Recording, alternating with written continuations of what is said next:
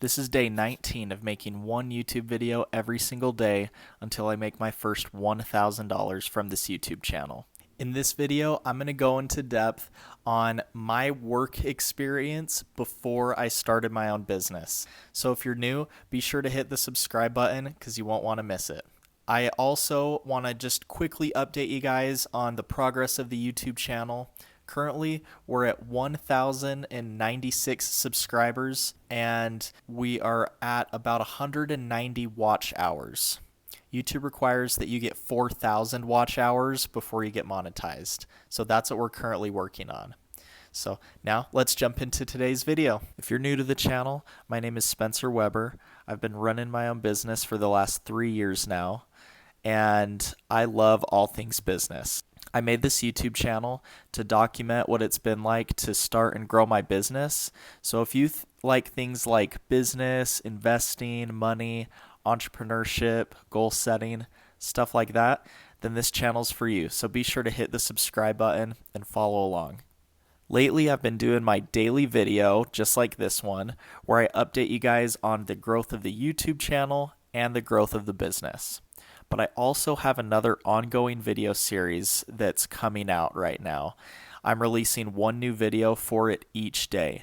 That video series is called How I Make a Living Selling Couches. That series goes into greater detail about how I started my business. So if that sounds interesting, be sure to check that out too. Over the last 20 days, part of my daily video includes giving some business insights that I feel like could help you start or grow a business, as well as just help you in general in life. So in most of these videos, I tell you guys that my name is Spencer Weber. I started and have been growing a business for the last 3 years now. My business is buying and selling couches. But besides that, you guys don't know that much about me. So a little bit more about me is I am married. I have an awesome wife, and we also just had our first baby.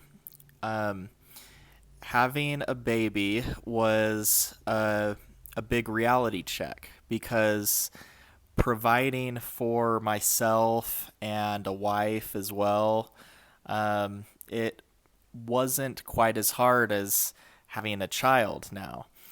Before having our baby, my wife was able to work a lot. I was able to spend a lot of time working. But now my wife's work hours decreased by a lot, which I'm totally supportive of.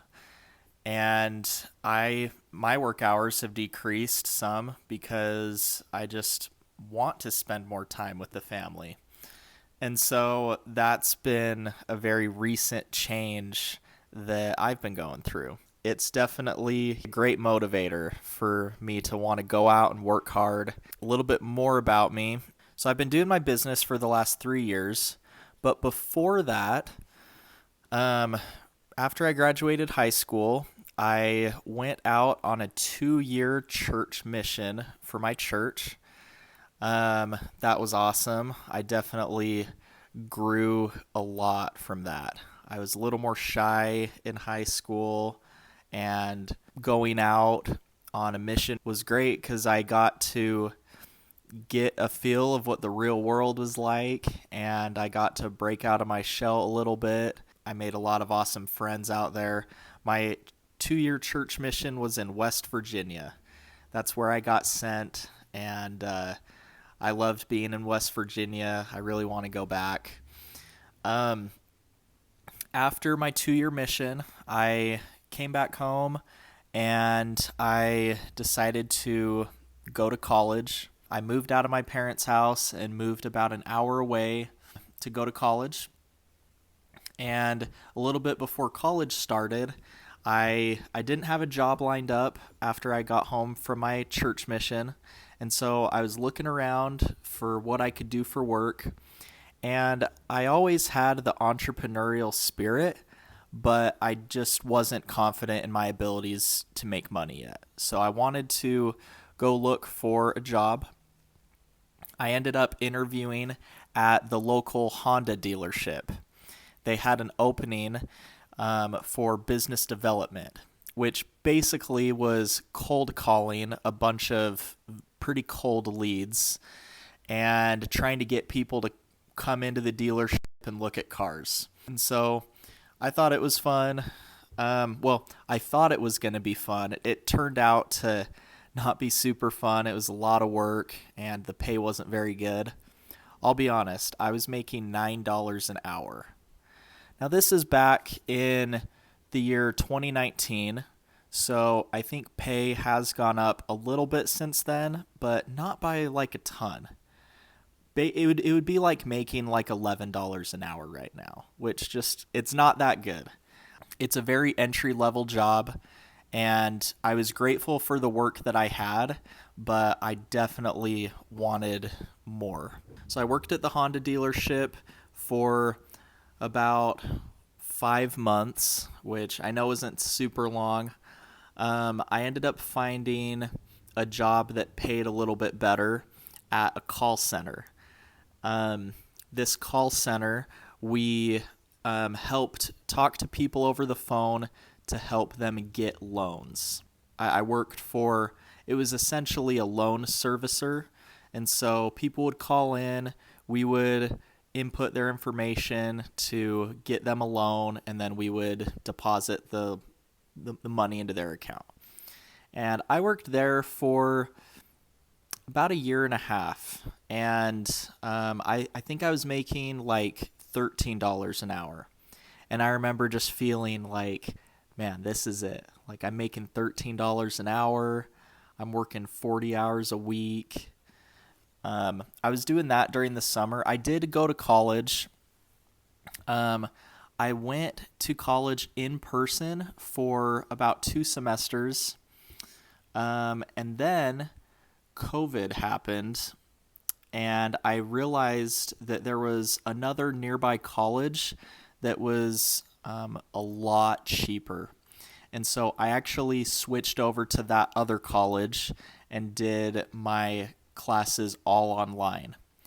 Because during COVID, at the college I was going to previously, they all had to shift to online, but they were all paying about 3 times as much as the people at this other college. And so I figured, it doesn't really matter where I'm going to college now because everyone's online anyways, so I might as well get it cheaper. And so I've always been very frugal. So I kept doing college online, and I worked probably about 30 hours a week on top of that at my hourly paying job. And I definitely liked the stability, but looking back, I definitely wasn't making a ton for how often I was working. But that's just what I did. So at the peak of COVID, I was taking a college class that was an entrepreneur class. And we had a school project where we had to go start a business, and we had to go try and make like $100. And I remember just getting excited about, I can go make $100 extra all in my spare time. And I thought that was pretty cool. So my idea for a business, now remember, this was at the height of COVID. My idea for a business was to sell hand sanitizer. And it actually ended up going pretty well. How my hand sanitizer business worked was I would go buy these giant jugs of hand sanitizer for like $20. And then what I would do is I would buy these little 1-ounce bottles from Amazon, these just empty bottles. And what I would do is I would pour the hand sanitizer one by one from this giant $20 jug into 1,000 of these little 1-ounce bottles. And what I would do is I would go around to local businesses and I would offer to sell them a bulk package of hand sanitizer of the little trial size with their business logo on it. So what I would do is I'd buy the big hand sanitizer, I would buy the little plastic 1-ounce container, and then I would print off a little sticker and put it on each of them. So it was quite a bit of work, but it ended up doing not too bad. I worked on it for about a month, and I sold 3,000 little bottles of hand sanitizer. And so and I sold them for $1 each. And so it cost like a quarter to make them all, and I sold them for $1. So my profit was 75 cents. So what is that? If I sold 3,000 of them, then my profit was like, it was over $2,000 in a month. And it was in my spare time. Like it took a little bit of my time, but not all of my time. And so I ended up winning the best business in the class. I think everyone else made like $100 from their business, and then just quit because that was all that was required of them. But I got excited about having my own little business, and I didn't keep doing the hand sanitizer business much after my college project, but it really just kind of gave me the confidence to do stuff on my own more, because I just realized that, hey, like, if you figure out a product or a service that you can provide for pretty cheap, and you're able to find a customer that will pay more than what you get for it, then you've got a business. And so at this point, I was still in college, and I was making my way through. I still had my hourly job, and I after about a year of all of the COVID stuff going on, I reached a point where I wasn't like depressed, but life was just really tough. You know, I was working from home, I was doing my school from home. I would have so much time spent at home, and I personally just didn't like that. I wanted to be out and about. I wanted to be around people, and it was just kind of a hard time. And so I decided to take a break from college, and I was able to start a summer job in the summer about 3 summers ago. And so what that job was I would go door to door selling pest control. And that's something that I had several friends that had gone out and had done that. And depending on how good you are at being a salesman, some of these guys would come out with quite a bit of money at the end of the summer. Now, I didn't really know if I was a good salesman or not, and so I decided to give it a try. I was married at this point. Me and my wife, we drove out to San Diego, California, and I spent several months knocking on strangers' doors and tried selling them pest control. And I think it's a hard job no matter who you are, but it's especially hard if you're not seeing the results that you wanted. I had friends that were selling 3 to 5 accounts a day, and some of these guys were making quite a bit of money. But for me, I pretty much got to a point where I could sell 1 account a day, but that really only factored out to making like 150 to $200 a day, which was okay. But I moved me and my wife out of the state, and we had to go through all this hassle moving out there. And so I really wanted this to take off. And I did it for several months, and I just never got to the point where I was just killing it. And I'm sure I could have kept trying it. Who knows if I had, maybe I would have gotten good at it. But I decided to go back home to where I was from, me and my wife, and we decided to just start something new. When we got home from the summer sales, I didn't have a job lined up, and I honestly wanted to keep taking a break from college because I went really hard with college for the last couple years, and I just kind of wanted a little break before I went back and finished. Another thing that I did for work during the COVID era was I had an internship with a company called Northwestern Mutual. And what they do is they do financial planning. They do a ton of stuff, but they specialize in helping people get life insurance and manage their investments. And I worked there for about 2 years on the side of college and my hourly paying call center job. And I learned the business. I got familiar with as much as I could during that time. I learned about investing. I learned about the stock market. I learned about managing your risk through life insurance and other things. So I definitely learned a lot about managing money and stuff like that during that time frame. Um, I thought about making that my career, but ultimately I put quite a bit of effort into it and wasn't seeing the results that I liked. So I decided to move on and try something else. So fast forward to 3 summers ago, me and my wife got back from living out of state for doing door-to-door sales, and I didn't know what to do for work. I knew I wanted to keep taking a break from college, and I had my hourly paying call center job that I could have went back to. But I was just thinking, what can I do that would be like my own business? How can I run my own business and just focus on something like that?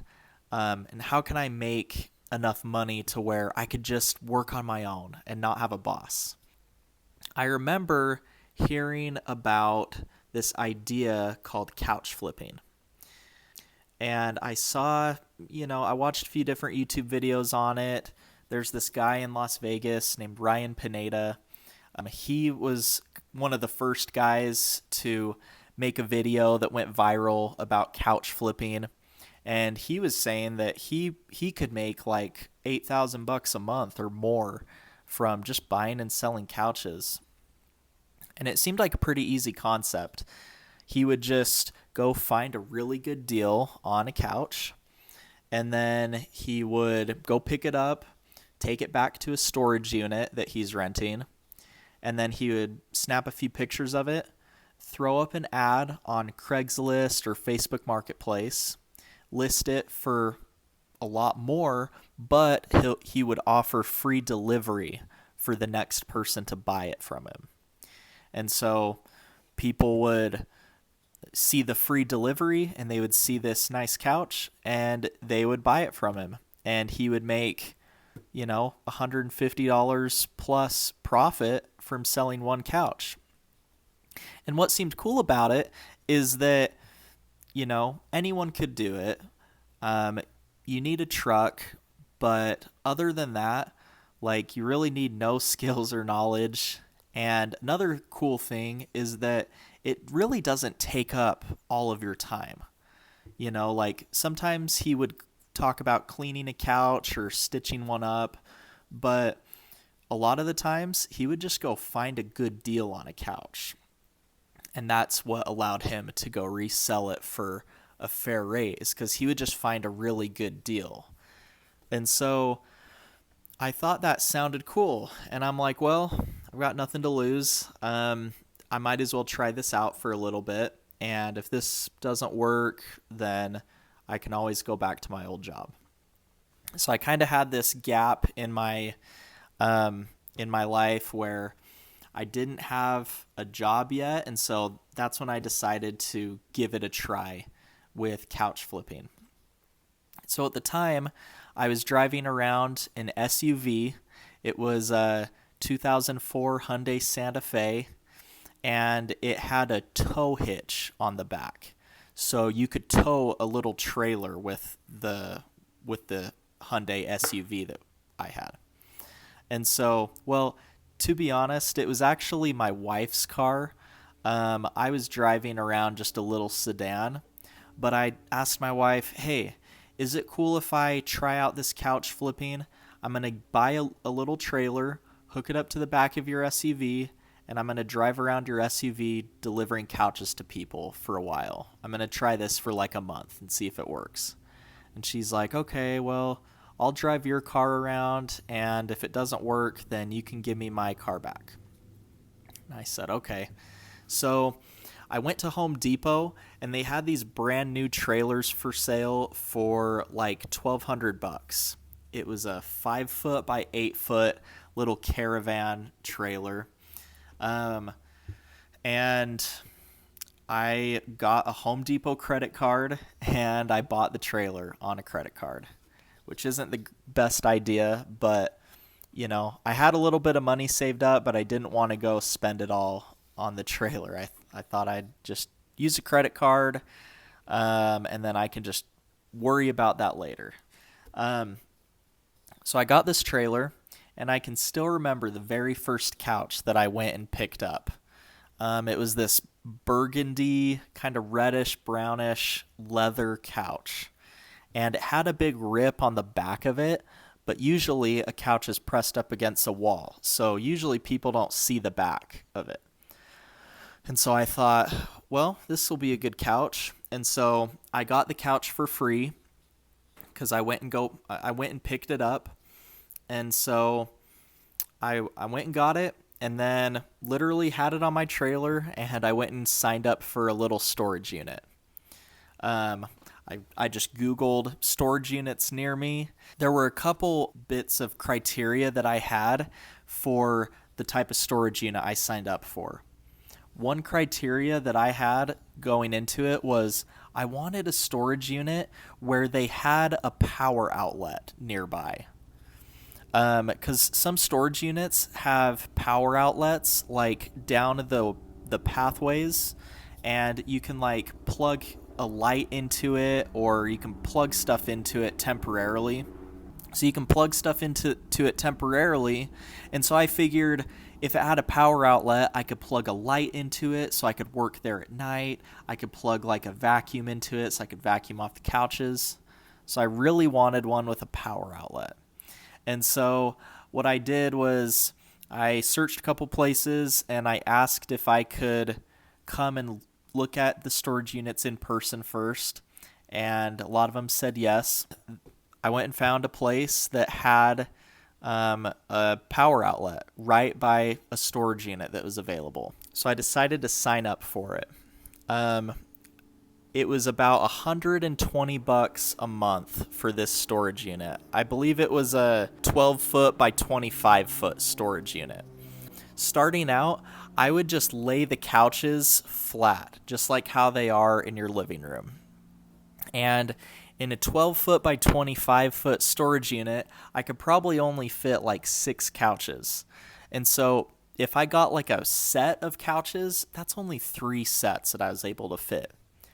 But after a while, I realized that if I stand the couch straight up on its side, then I could fit quite a few more, and I could still keep my overhead with my bills of my storage unit bill pretty low, and I could still fit more and more couches in my storage.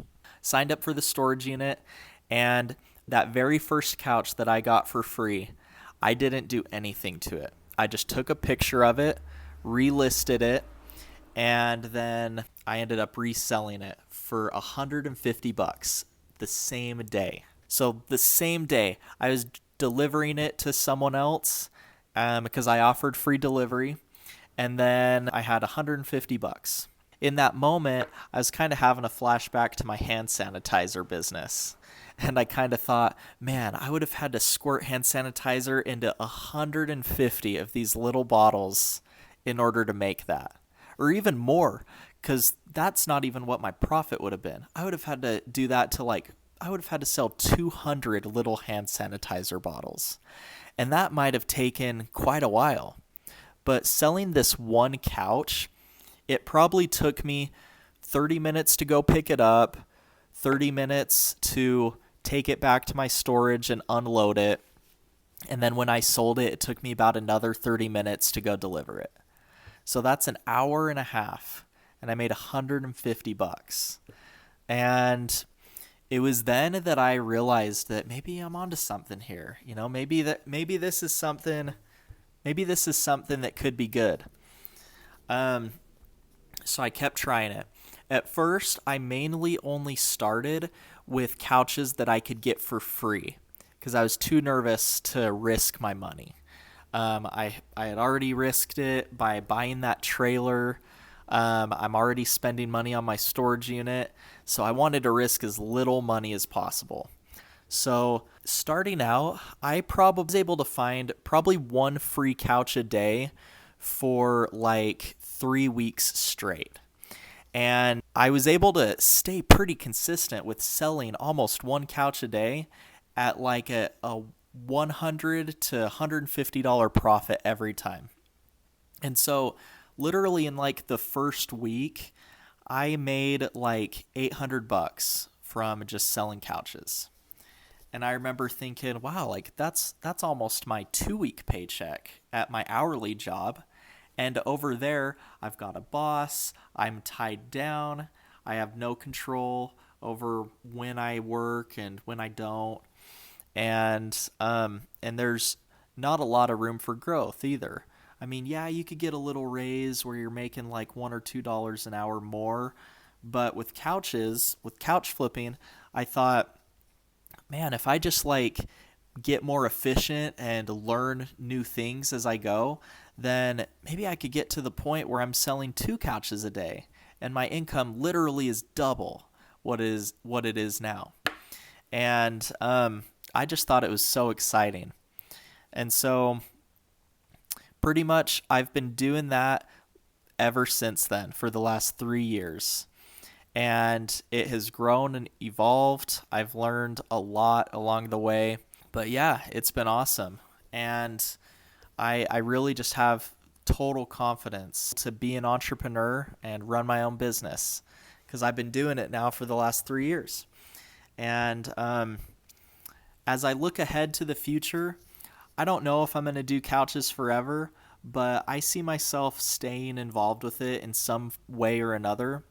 Whether I hire a couple younger workers when I'm older and I have them do a lot of the moving and I just find the deals and go meet up with potential customers. I don't know. But as of right now, I'm still doing pretty much everything all on my own. I've hired a couple workers a couple times during the last few years, and they've been great, but a lot of them have been pretty temporary, where I knew they were going to be moving soon because they're going to college and they didn't want the job for very long. Yeah, that's a little bit more about me and my work history and work experience, as well as my entrepreneurial journey in a nutshell. I've skipped over a couple things, but that's pretty much everything that I've been doing for the last 5 to 7 years. So back when I started taking a break from college, I was 3/4 of the way through my degree. So I had received 90 credits out of the 120 required credits to graduate with my bachelor's degree.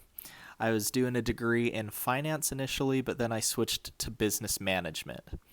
If you're wondering, I still haven't finished my degree.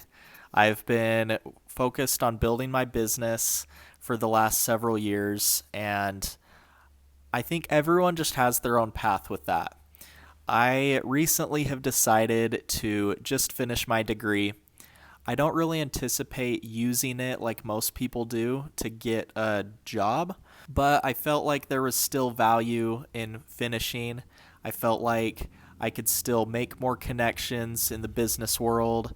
I could still learn a thing or two that could help out my businesses. And so I decided to resume college on a very part-time basis, and I should be able to be done within the next year or so. That's my decision. Again, I'm aware that everyone has their own path with that. Some people finish their degree super fast. Others don't finish at all, or they just don't even start college. And so I'm grateful for the business that I have been able to grow. But I'm also grateful that I'm able to just go finish my degree, and get what I can out of it and say that I have a degree. And to make my mom and dad proud. That's important too. But yeah, that is a little bit about um, my work history in the last several years.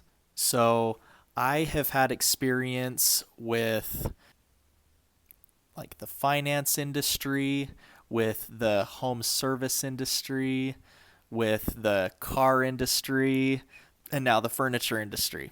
As my career continues to evolve, I'm just going to try and take what I can from each phase of my career and learn what I can from it and try and implement things to just keep getting better with every step. That's it for today. Thanks again for watching. You know a little bit more about me and my background before starting a business. And be sure to hit the subscribe button so you can follow along with tomorrow's video. I'm going to be sharing exactly what it was like to start my YouTube channel and exactly what I did at the beginning. And so, thanks again for watching. We'll see you again tomorrow.